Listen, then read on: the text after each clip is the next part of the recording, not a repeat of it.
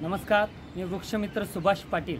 आपण आज पिंपळ वृक्ष पुनर्प्रत्यारोपण कसे करायचे या संदर्भात माहिती घेऊयात। खरं तर आपल्याला माहीत असेल की सगळ्यात जास्त ऑक्सिजन हा आपल्याला झाडांपासून मिळत असतो आणि त्यामध्ये पिंपळ हा आपल्याला 24 तास ऑक्सिजन देणारा वृक्ष आहे। आपण बऱ्याच वेळा ऐकलं असेल की झाडांची मुळे ही जमिनीमध्ये पाणी घेऊन जाणारी विना पैशाची पाईपलाईन आहे। वड असेल, पिंपळ असेल, या वृक्षांची मुळे जमिनीमध्ये शेकडो फूट खोल जात असतात आणि वर्षभरामध्ये लाखो लिटर पाणी जमिनीमध्ये नेण्याचं काम पिंपळ असेल, वड असेल हे वृक्ष करत असतात।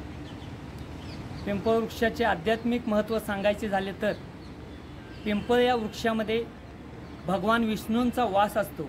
तसेच भगवान गौतम बुद्ध यांना पिंपळ वृक्षाखाली ज्ञानप्राप्ती झाली, म्हणून या वृक्षाला बोधिवृक्ष असे म्हटले जाते। पिंपळ वृक्षाच्या पानांचा आयुर्वेदिक औषध बनवण्यासाठी उपयोग होतो। तसेच हा दीर्घायुष्य वृक्ष आहे, त्यामुळे या वृक्षाला फार महत्त्व आहे।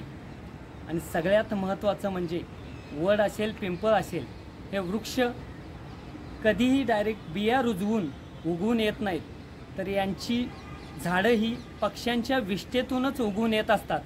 त्यामुळं याचे पुनर्प्रत्यारोपण करणे फार गरजेचे आहे। खरं तर वड, पिंपळ या वृक्षांना मार्च ते मे महिन्यामध्ये फळं येत असतात आणि यांची फळं खाऊन पक्षी ज्याच ठिकाणी विष्ठा करतात तिथे त्यांची रोपं उगवून येत असतात। मी सध्या पंजाबमध्ये आहे आणि आम्ही ज्या ठिकाणी राहतो तेथील मालक पक्ष्यांना टेरेसवरती धान्य टाकत असतात आणि इथे पारवा असेल, कावळा असेल, पोपट, साळुंकी असे बरेचसे पक्षी धान्य खाण्यासाठी येत असतात।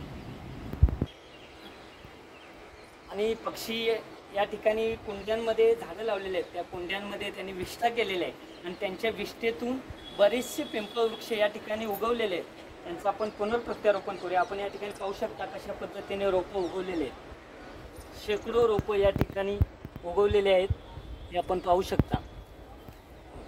बरेचशी रोपं अशी कुंड्यांमध्ये उगवलेले आहेत। आपण यातील एक वृक्ष काढून घेऊया। हे बघा, या ठिकाणी आता आपण याला कुंडीमध्ये लावूयात। अशा पद्धतीने मी गेल्या 8 दिवसापूर्वी हे वृक्ष 2 पानावर्ष वृक्ष या ठिकाणी लावले होते आणि हा पहिल्यांदाच प्रयोग केला इतके लहान रोपं लावण्याचा आणि याच्यामध्ये 100% यशस्वी होईल अशी खात्री आहे। सगळ्यांनाच इतकी लहान रोपं ओळखता येणार नाहीत, कारण गेल्या 4 वर्षापासून वड, पिंपळ वृक्षांचं मी पुनर्प्रत्यारोपण करत आहे। आपण साधारण ऑगस्ट महिन्यामध्ये हे 3-4 इंचाचे पिंपळ होतील त्यावेळेला यांना काढून आपण आपल्या घरामध्ये छोट्याशा पिशवीमध्ये लावू शकता। पक्ष्यांच्या विष्ठेतूनच हे वृक्ष उगवतात आणि निसर्गासाठी अतिशय फायदेशीर वृक्ष असल्यामुळं यांचं पुनर्प्रत्यारोपण करणे काळाची गरज आहे। खऱ्या अर्थानं पृथ्वीवरती जे तापमानवाढीचं संकट आलेलं आहे हे जर दूर करायचं असेल तर प्रत्येकाला ही छोटीशी कृती करायची आहे आणि याच्यातूनच निसर्ग संवर्धनाचं मोठं काम होणार आहे। आपण या व्हिडिओच्या माध्यमातून अशा पद्धतीने कृती करावी अशी मी विनंती करतो। धन्यवाद।